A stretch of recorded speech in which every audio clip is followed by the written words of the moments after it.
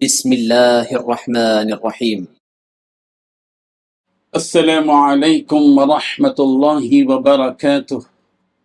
إن الحمد لله نحمده ونستعينه ونستغفره ونستهديه، والصلاة والسلام على سيد المرسلين محمد وآله وصحبه أجمعين، أما بعد۔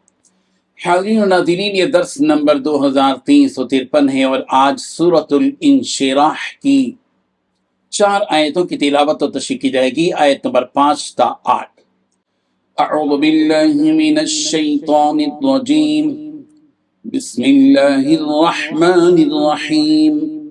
فإن مع العسر يسرا إن مع العسر يسرا فإذا فرغت فانصب وإلى ربك فارغب، صدق اللہ العظیم۔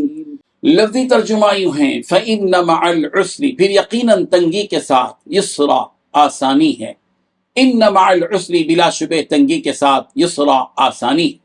فإذا فرغت، چنانچہ جب آپ فارغ ہو جائیں، فانصب تو محنت کیجیے، وَإِلَىٰ رَبِّكَ، اور اپنے رب کی طرف، فرغب چنانچہ رغبت کیجیے۔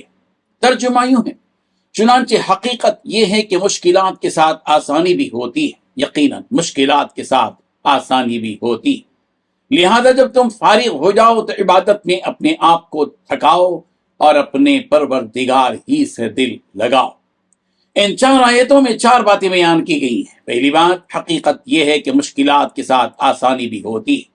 دوسری بات، یقیناً مشکلات کے ساتھ آسانی بھی ہوتی ہے۔ تیسری بات، جب آپ فارغ ہو جاؤ تو اپنے آپ کو عبادت میں تھکاؤ۔ چوتھی بات، اپنے پروردگار ہی سے دل لگاؤ۔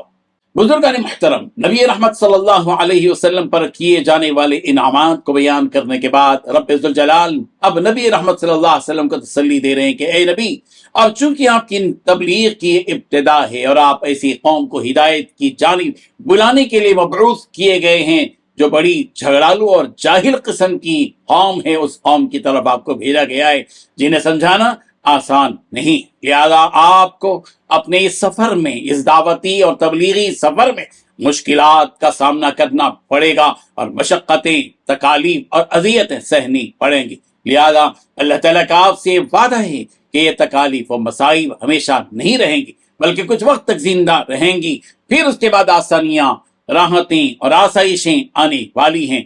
اسی حقیقت کو یہاں یوں بیان کیا گیا، فَإِنَّ مَعَ الْعُسْرِ يُسْرًا، کہ جب بھی کوئی پریشانی اور مصیبت آتی ہے تو وہ اپنے ساتھ راحت و سکون بھی لے آتی۔ اس کے بعد بطور تاکید پھر سے رب ذوالجلال نے ارشاد فرمایا کہ إِنَّ مَعَ الْعُسْرِ يُسْرًا، کہ بے شک مشکل کے ساتھ آسانی ہے۔ حضرت حسن رضی اللہ عنہ سے مروی ہے کہ جب یہ آیت نازل ہوئی تو آپ علیہ الصلوۃ والتسلیم نے فرمایا کہ خوش ہو جاؤ، آسانی آ گئی، اور تنگی تو آسانی پر کبھی غالب نہیں آئے گی۔ حضرت انس رضی اللہ عنہ سے مروی ہے کہ اگر تنگی آئے اور اس پتھر میں داخل ہو جائے تو آسانی اس پر غالب آئے گی اور اسے نکال لائے گی۔ اس آیت کے شان نزول کے سلسلے میں فرمایا گیا کہ مشرکین مکہ آپ علیہ الصلوۃ والتسلیم اور آپ کے اصحاب یعنی صحابہ کرام رضی اللہ عنہم کو غریبی اور فقیری پر آر دلایا کرتے تھے، جس سے انہیں دلی تکلیف ہوتی تھی۔ اس پر اللہ تبارک و تعالیٰ نے یہ آیت نازل فرمائی کہ یہ تنگی تو بس کچھ ہی دن کی ہے، اس کے بعد فراوانی آنے والی ہے، خوشحالی آنے والی ہے، بس تم لوگ صبر سے کام لو اور اپنے ایمان پر جمے رہو۔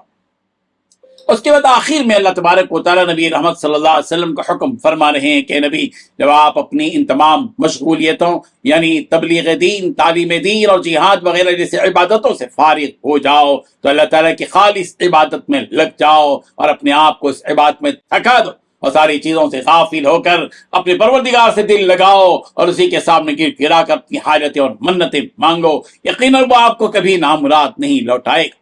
ان آیتوں سے یہ بھی معلوم ہوتا ہے کہ یقیناً تبلیغ دین اور تعلیم دین اور دیگر تمام دینی اہم امور کا ادا کرنا عبادت تو ہے، لیکن ان سب عبادتوں سے افضل اللہ تعالیٰ کا ذکر ہے، جس کا حکم آپ علیہ الصلوۃ والتسلیم کو دیا گیا۔ اللہ تعالیٰ ہم تمام کو اپنی عبادت اور اس کا ذکر کرنے کی توفیق عطا فرمائے۔ آمین۔ وآخر دعوانا ان الحمد للہ رب العالمین۔ ڈیلی درس قرآن کو سبسکرائب کیجئے، اپنے تاثرات اور مشورے ارسال کیجئے اور اپنے متعلقین کا گروپ بنا کر انہیں روزانہ درس قرآن بھیجئے اور اجر و ثواب پائیے۔ جزاکم اللہ خیر۔